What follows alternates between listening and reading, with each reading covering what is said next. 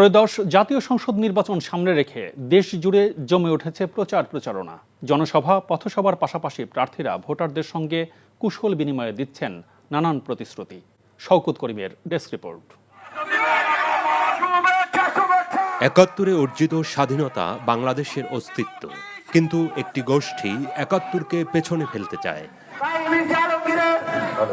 ঠাকুরগাঁয়ে নির্বাচনী পথসভায় বিএনপি মহাসচিব আরও অভিযোগ করেন, ধর্মকে ব্যবহার করে বিভ্রান্ত করা হচ্ছে মানুষকে। জামাতে ইসলামের কথা বলে, কিন্তু আপনি দেখবেন আজকে অনেক মৌলানা সাহেবরা, তারা বিশেষ করে চরমোনাইয়ের মৌলানা পীর সাহেব, তিনি পরিষ্কার করে বলতেছেন জামাতে ইসলাম কোন ইসলামী দলই না। আমাদের অনেক আলেম ওলামারা তারা পরিষ্কার করে বলতেছে যে জামাত ইসলামের কথা বলে মানুষকে প্রতারণা করতেছে।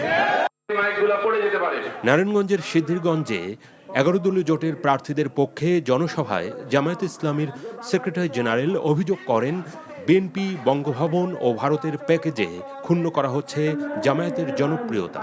জামায়াত ইসলামীর নেতৃত্ব সংগঠনের মর্যাদা, ইমেজকে ক্ষতিগ্রস্ত করার জন্য ওনারা এখন সাইবার অ্যাটাক শুরু করেছে।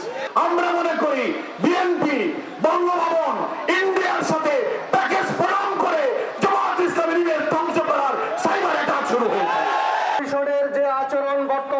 বগুড়া সদর ৬ আসনে বিএনপি চেয়ারম্যান তারেক রহমানের পক্ষে বিভিন্ন এলাকায় প্রচারণায় অংশ নেন সাবেক সংসদ সদস্য হেলালুজ্জামান তালুকদার লালু সহ অন্যরা।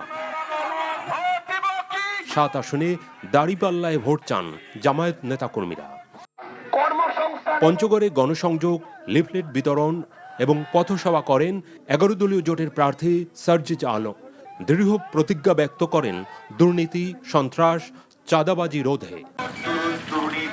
নির্বাচনী প্রচারণায় সরগরম নগর থেকে গ্রামে ব্যস্ত চট্টগ্রামের ১৬টি আসনের বিএনপি, জামায়াত সহ বিভিন্ন দলের প্রার্থীরা।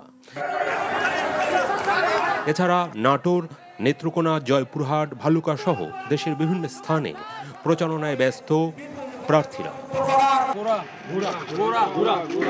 শওকত করিম, এনটিভি নিউজ ডেস্ক।